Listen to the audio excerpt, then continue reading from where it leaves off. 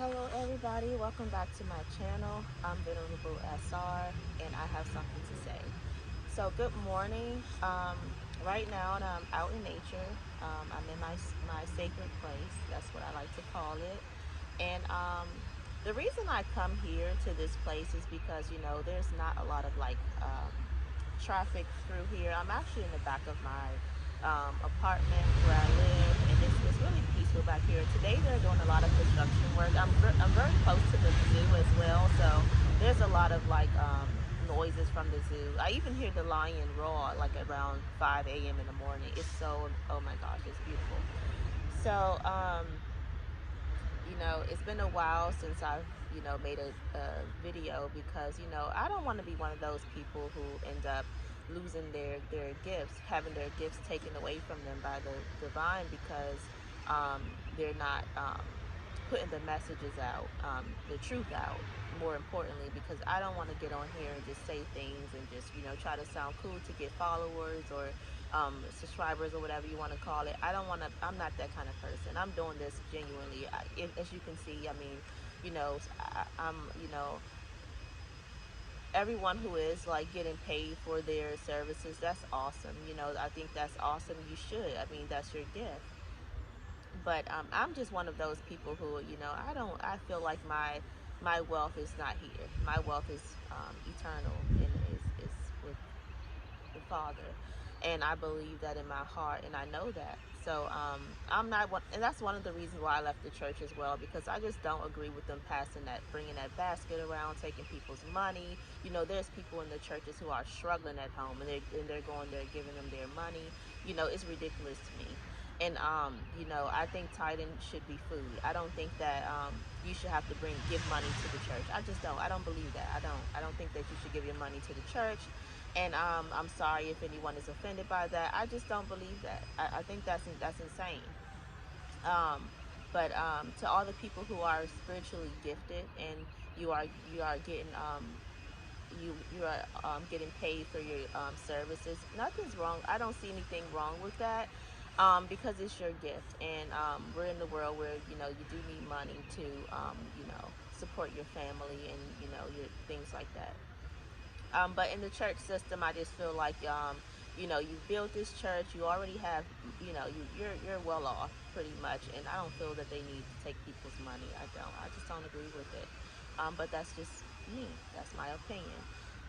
So like I said, I don't want to be one of those people who have my gifts stripped away from me because I'm not putting the messages out, and I'm not putting them out honestly. I'm not putting the honest message out that God wants to come out.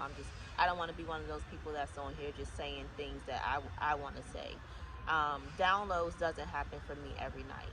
I don't get downloads every night. And sometimes when I'm so tired, I'm a single mother, and I have a dog as well. I'm tired sometimes, and some messages I don't even remember because I'm so tired that I can't even remember what the message was. So God has been requiring me to get enough rest so that I can receive these messages and remember these messages, because they're very important for me to deliver to humanity. And today I want to talk about you know there's a lot that people don't know about me, and I want to be very 100 on my channel, and I've always been very private because that's just I feel like I've spoken to the wrong people. I gave the wrong people information about me, and they use it against me. And some people, they weren't genuine. They couldn't wait for me to tell them things just so they could stab me in the back or treat me horrible. So I feel like my YouTube channel is a sacred place for me to speak my truth, and to just express myself openly without any judgment or caring what people think or have to say, because at the end of the day, it's my truth, it's my life, and it's my journey. So I want to talk about me a little bit, because I grew up in a very rough neighborhood. I don't live where I come from. Let's just put it like that. Where I come from, there were fights every day. There was like shooting every day. There were overdoses almost every day, people ODing in the middle of the street. Um, you know, just dysfunctional, a dysfunctional, crazy, insane, whatever you want to call it, background. And that's where I come from. But I was one of those people who, you like to call them, the rose that grew from concrete. That's me. I'm the rose that grew from concrete, and I'm also the diamond in the rough. So, you know, uh, coming living in the projects, I was always one of those people who other kids would say, she's gonna make it out, or like she's gonna marry a white man, and stuff like that. And I don't know why guys would say that, but I think they were just telling me that I was too good for them, and maybe I am, but I never wanted to. I always felt like I didn't belong where I was, like I didn't have friends. Whenever I did think I had a friend, they would set me up somewhere to get jumped, and they'll be the ringleader of me getting jumped, or you know, it was a lot for me. And you know, there was a Baptist church very close to my grandmother's house. Like I could walk there. I was walking to that church since I was about maybe 6 years old on my own. Sometimes my grandmother didn't know where I was, and she would go around the whole neighborhood looking for me in the morning. And this one lady, I used to see her on the steps every Sunday. She would be sitting on her porch, and she would see me walk by, and she'll say, "There go my baby. I know where you're headed." And I said, "Yes, I'm going to church," and I'll lift my hands up. And I was 6 years old, okay? And her name was Miss Jackie. She was so nice to me. She lived in the neighborhood. I don't want to get emotional, so I want to be strong for this video. So I've been going to church for a long time, and I didn't have anybody to take me to church. I was led to church by angels and by the Holy Spirit. Um, I took myself to church, Uh, you know, um, I grew up without my mother and my father in my life. I had my grandparents. They did the best they could. It was just me and my sister, and I also lived in a house where a 5-bedroom house in the projects where my auntie lived there with my grandmother and my 3 other cousins, and I had so many other cousins who would come over. So my grandmother had a lot on her hands, and you know I saw my mom sometimes, but I didn't see her as much as a child should see their mother, and I didn't have her as much as a child should have their mother. And when she was there, I was so happy because I didn't see her as much as I would like to. And it made me a very dedicated mother. I love my son so much, and I protect him because, we live in a very demonic world, you know, and when a child is alone and they don't have their mom or their dad, and they live in a place that is surrounded. I mean, because demons live in these places rent free. Okay, demons live in the projects in the hood rent free, in the ghetto, if that's what you want to call it. Demons live there rent free. There's nothing but demonic spirits in the projects. And when you're of light, you're this little girl of light, and you're surrounded by all these demons. Um, it's tough. It's tough. It's very tough. But God have a way of hiding us in plain sight. He have a way of hiding us in plain sight, and that's what He did with me. And that's why I came up out of there clean. You know, because He never left me. The Father said, "I will not leave you nor forsake you," and He didn't leave me. And although my parents did, although people who I love did, God never left me, and my guardian angels never left me, who I believe is Archangel Michael, one of them. So, I want you guys to know that if you're out there and you're like me, you grew up in a very dysfunctional, toxic, demonic place, a community, just know that you're not alone. angels are there protecting you all the way, especially if you're an earth angel, a light worker, a star seed, a chosen one. Uh, you have ascended masters surrounding you, angels surrounding you all the days of your life, and they will not leave you. And a lot of things that um, happened to me in those places that can't even be explained. Like one time, I was walking home from my elementary school because I used to walk up there in the summertime to, get, free food and fruits and stuff because my grandmother, she was having it very hard. And I was the kind of little girl, I would go to the church near my grandmother's house and I would tell them, like, I'm hungry, and they would give me bags of food. They would, they were very nice people. And, you know, I learned how to read in church. I learned how to read in church. I didn't have anybody uh, at home to help me with homework and things like that. So I would go to church on Bible study Wednesday night. I never missed Bible study. I was at every Bible study. And if I go there today, everybody would, they would be so happy to see me. And one day I will, but, not right now. But I would go to my elementary school and I would get fruits. I used to love the peaches in the cup. They were so good. And, you know, I would take the food home for me and my little sister and my grandmother. Because sometimes it was just us and my little cousin. He would be in there with us. And, I was walking home by my school and I'm telling you right now, this guy was shooting. Like, I didn't see anybody he was shooting at, so I don't know what he was shooting at, but I was right there in the midst of it, and I could see the bullets fly past me like this. Like, I'm sorry, guys. If you ever watched The Matrix and you saw Neo and those reptilian people, they were shooting at him. The bullets, they didn't even touch him. And I believe at that time I was probably, I'll say I had to be about 8 years old.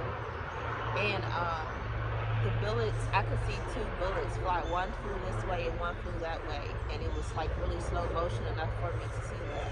I saw it. And I told my grandmother and things like that, but I don't think anybody believed me. And right there I knew that it's something about me, but I didn't know what it was. Like, I didn't know when I was a child that I was an empath. I didn't know as a child that I was clairvoyant. I didn't know as a child that I was a medium. I didn't know these things, because I wasn't around people who talked to me about these things or mentioned these things. Or I never, sometimes I didn't even have cable on my TV to see people talking shows or you know, people talking about stuff like this until I got older. So, and in church, of course, you don't hear anybody talking about their psychic in church you don't hear things like this about this church. If anything, if you come up in there talking like that, they're gonna think that something's wrong with you and you need some attention. You need some special attention. So,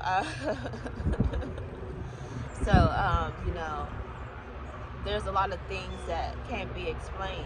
And when I was a little girl, I had an imaginary friend, and I used to sleepwalk. And I know my family think I forgot about these things, but I didn't forget anything. I just stopped speaking of it because I didn't want to get in trouble, And I remember I used to walk down the stairs, almost out my grandmother's front door, and one night my cousin, she came and she caught me, in the midst of that happening. And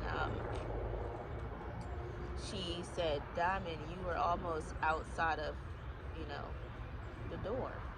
And my eyes were closed shut until she woke me up. And I was walking out my grandmother's front door. And I still remember where I was walking to.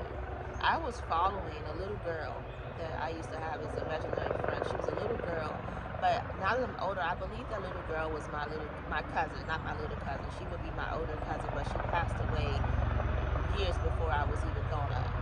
And she used to play in my grandmother's house and everything. Her name was Brittany, and I was following her out of my grandmother's house, and I saw myself walking over a gold bridge, and she was telling me to come on, and I was following her. But um, as well, I know that demons can make themselves can shape shift. They can make themselves look like someone to trick you, So it was nothing but God that my cousin woke up and saw and caught me, because at that time, I mean, it wasn't even morning. It had to be about maybe 3 a.m. in the morning or something like that. It was still dark outside, but it wasn't nighttime. And for that to happen at that time, and my cousin to be present to catch me, that was nothing but God. And this is a cousin who, she was much older. She was in almost like, she was in her teen. She was a teen at the time, and maybe she was up late watching TV or something. I don't know, but she saved me that night. And I said there's a lot of demonic spirits in these neighborhoods. Roaming around the streets, because there's nothing happening in these neighborhoods but prostitution, drug dealing, hustling, uh, just demonic activity. So for that to happen to me, it was very strange. But that was the last time I ever had that ever happened. I never had it.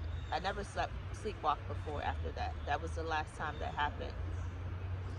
But just being alone, and not having my parents there, demons try to latch on to kids who are abandoned, but they couldn't latch on to me. And the Bible tell us, in Psalms 27, it says, when my father and my mother forsake me, then the Lord will take me up. Teach me thy way, O Lord, and lead me in the plain path. And I want you to know that the Father is always with you, no matter what. When your parents leave you, the Father is always there for you, and He's guiding you down the righteous path, and nothing will come near you. Especially when God commands His angels concerning you, and to guide you in all your ways. Because when you're an earth angel, when you're light working the star seed, you have demonic spirits who are watching you. You have these monitoring spirits who are watching you, because they can't stop you, but they try to slow you down. And the way they try to slow you down is because they get into family members who aren't saved, who aren't seeking Christ, and they use these people to work with them to help them tear you down. So you know I love my family. I don't regret anything, and I'm not ashamed of anything. Um, but I do know that I haven't always been treated very fairly, and there's a lot of things that happen that I wish didn't happen, and that I don't want to talk about right now. But I love my family, and the fact that I've been through so much in my life, and I'm still capable of loving people, especially people who are my family, who done things that you know a family member shouldn't have done. That should tell you right there that God is within me. He's perfected in me, and you know I don't hold grudges. I'm a person, and when something happened, I just I let it go, you know. And how you have some people who say I forgive, but I don't forget. God doesn't like that, because if you don't forget, then how can you forgive? If these things were so um, heartbreaking and hurtful to you, and you're keeping this on your mind all the days of your life, how could you possibly forgive? So you have to let things go, and you have to move on with your life, and just ask God to clean you up, and to ask God to touch your heart, to heal your heart. and heal those people who hurt you. And that's what I did. And now, I stay to myself for a reason. I like to be by myself because I feel safe by myself, because I know how loving and kind I am and how generous I am. And I know how people will take your kindness for weakness, and people will uh, um, take advantage of you. And I don't want to be taken advantage of. So I would rather just be by myself because it's happened to me. So I want you to guys to continue to stay prayed up and know that, God loves you, the universe loves you, and I love you to the cosmos and back. And I look forward to talking to you guys soon. Bye.